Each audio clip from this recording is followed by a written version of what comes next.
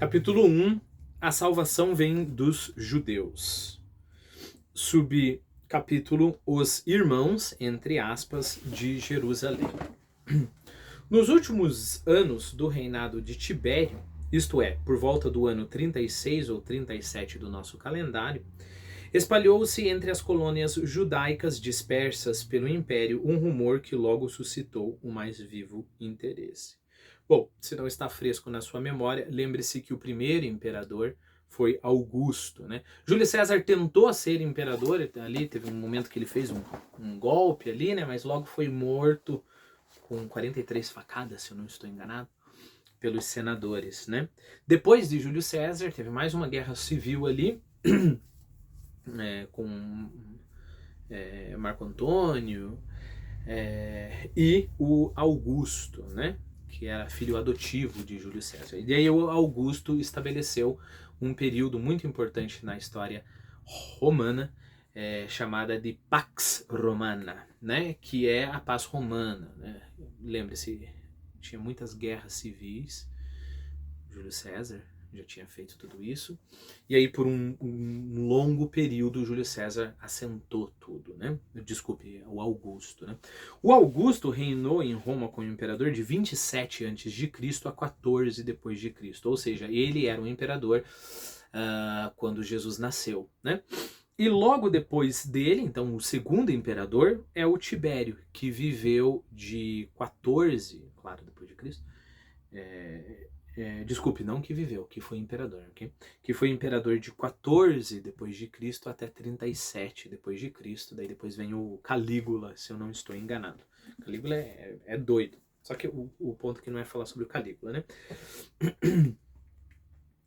Então aconteceu nessas colônias judaicas. É claro, lembre-se que Roma tem o domínio político, né, e militar de muitas áreas, praticamente a Europa inteira, e, é claro, isso inclui, né, onde está Israel.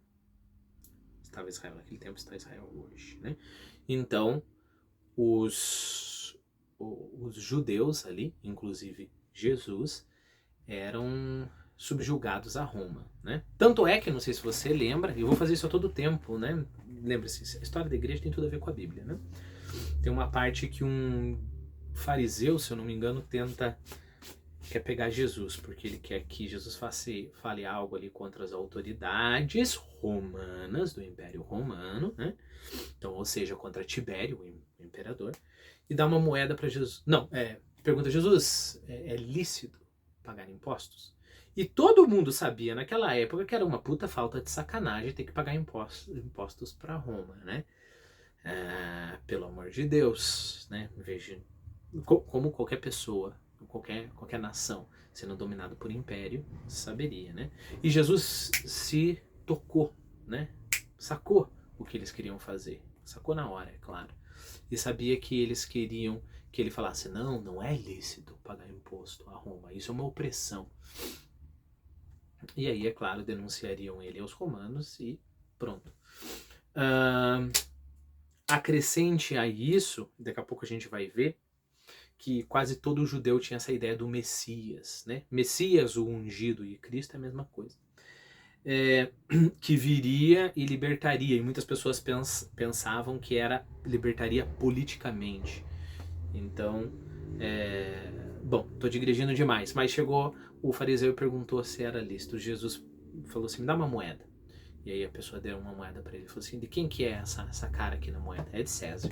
Falaram para Jesus: então dá de César o que é de César e para Deus o que é de Deus, né? Só uma referência ao imperador que aparece na Bíblia. Bom, então pelas colônias judaicas, que tinha colônia não só hoje, onde hoje é Israel, mas colônias de outras áreas do Império Romano, né? Lembre-se que quase desde sempre Israel foi um povo desgarrado e sem terra, né? Conquistaram a terra deles depois de Davi, Salomão, aqueles períodos gloriosos, eles foram espalhados, né? Então você tem colônias judaicas. Acho que eu releio só para dar um ritmo, né? Nos últimos anos do reinado de Tibério, isso é, por volta do ano 36 ou 37 do nosso calendário, espalhou-se entre as colônias judaicas dispersas pelo império um rumor que logo suscitou o mais vivo interesse. Tudo estava em calma neste mundo mediterrâneo que, em 3 séculos, Roma refundira segundo os seus princípios. Tudo neste imenso império dava uma impressão de ordem e estabilidade. É verdade que, tendo-se retirado voluntariamente para os rochedos de Capri, onde se tinham edificado 12 luxuosas casas de campo destinadas exclusivamente aos... Peraí que estou me perdendo aqui. Aos seus prazeres, o já mais que septuagenário imperador despendia o que lhe restava de vida entregue à devassidão. Então, Tibério, com mais de 70 anos, mandou fazer lá algumas mansões. A propósito, coloque lá Capri no Google e coloque, sei lá, mansão ou construções ou Tibério. Vou mostrar as reconstruções, as ruínas e as reconstruções dessas casas esplendorosas que Tibério mandou construir na ilha de Capri, né? Basicamente ele passava a vida lá fazendo crueldade, fazendo muito sexo e comendo muito, né? Bebendo muito, esse tipo de coisa. Despendia o que restava de vida, entregue à devassidão e aos mais cruéis divertimentos, enquanto a aristocracia senatorial, já farta de vilezas e delações, olhava ansiosamente para aquela ilha donde não lhe chegavam senão sentenças de morte, né? Como acontece com todo tirano, né? O cara começa a matar as pessoas em volta, às vezes só por diversão, às vezes por começar a desconfiar de todo mundo, né? Lembra o que Stalin fazia, né? Mas as fantasias sangrentas do velho misantropo não punham em risco o equilíbrio do Estado. A capital continuava calma, as províncias mantinham-se perfeitamente submissas e, tanto em terra como no mar, o comércio prosperava maravilhosamente. Também na Palestina, a menor das regiões do Império, não parecia acontecer nada de excepcional.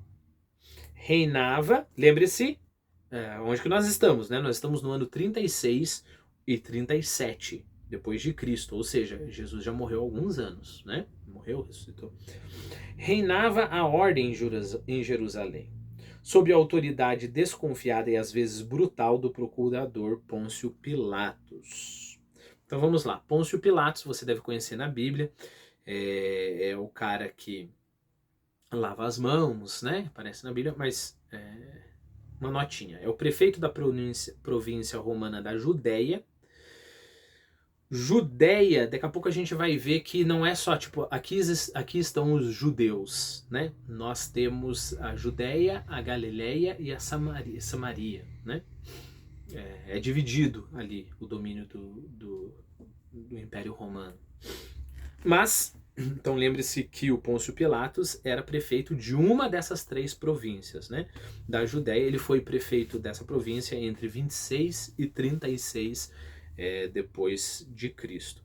Segundo algumas igrejas, esse é um fato interessante que eu não sabia antes de pesquisar, segundo algumas igrejas, Pôncio Pilatos se converteu e morreu como um mártir da igreja, né? Segundo a igreja etíope e a igreja copta. Bom, reinava a ordem em Jerusalém sob a autoridade desconfiada e às vezes brutal do procurador Pôncio Pilatos. A comunidade judaica, tendo aceitado voluntariamente ou pela força a tutela romana, levava, como vinha fazendo havia 5 séculos, a mesma vida minuciosa de ritos e observâncias, conformes aos preceitos rígidos da Torá, sob a vigilância atenta do Sinédrio.